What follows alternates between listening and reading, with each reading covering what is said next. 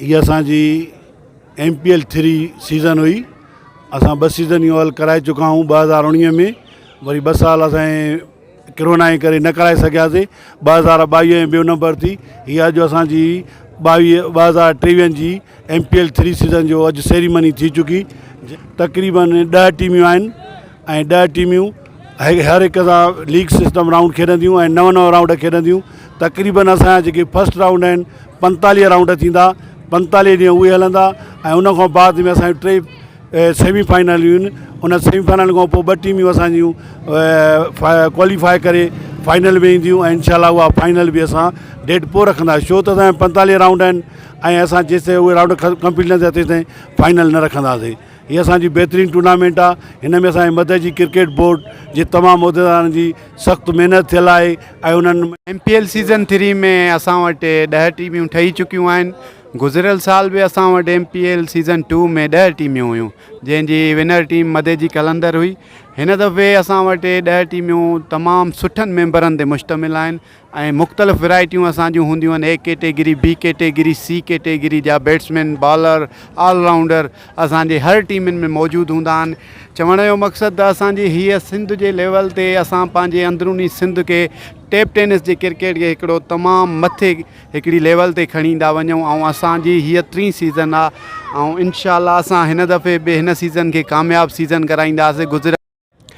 असां इहो गुज़ारिश था कयूं त असांजे स्टेडियम में हिकु त हिकिड़ी भित आहे बैक साइड में, तव्हां ॾिसी रहिया आहियो बैक साइड जो असांजो भित आहे। उहो गुज़ारिश आहे असांजे मैनेजमेंट खे जेके आहिनि ज़िले शिकारपुर जा, उहा भित असांखे कढाए वञे ऐं उन खां अलावा थोरी भरा जी बि कमी आहे असांजे स्टेडियम में, थोरी भरा जी बि कमी आहे, उहा बि थी वञे।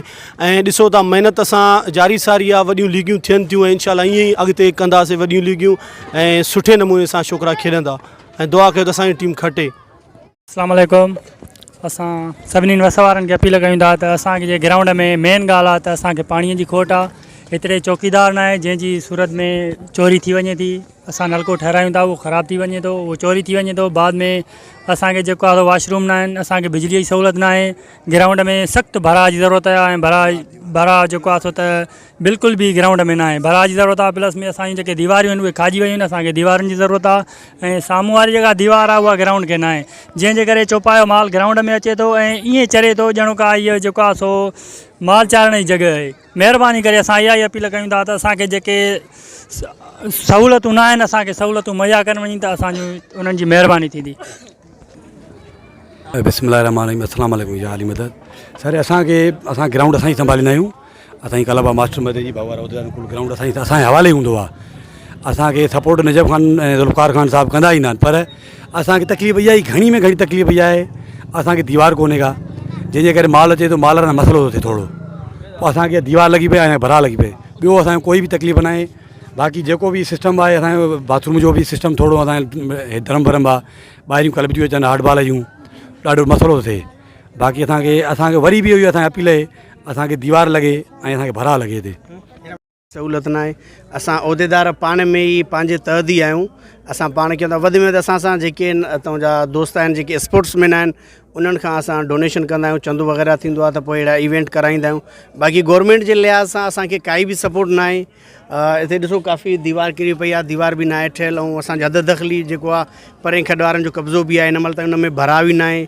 ॿियो 1-2 विकेट असांजूं ठहियल ई न आहिनि। हिकिड़े विकेट जे करे काफ़ी प्लेयरनि खे मसइला था थियनि, जंहिंजे करे प्लेयर जेके अक्सर पाण में इख़्तिलाफ़ थो थिए। उनजे करे असां हिकिड़ी कमेटी ठाही आहे, जेको कमेटी उन्हनि जा मसइला हल थो करे।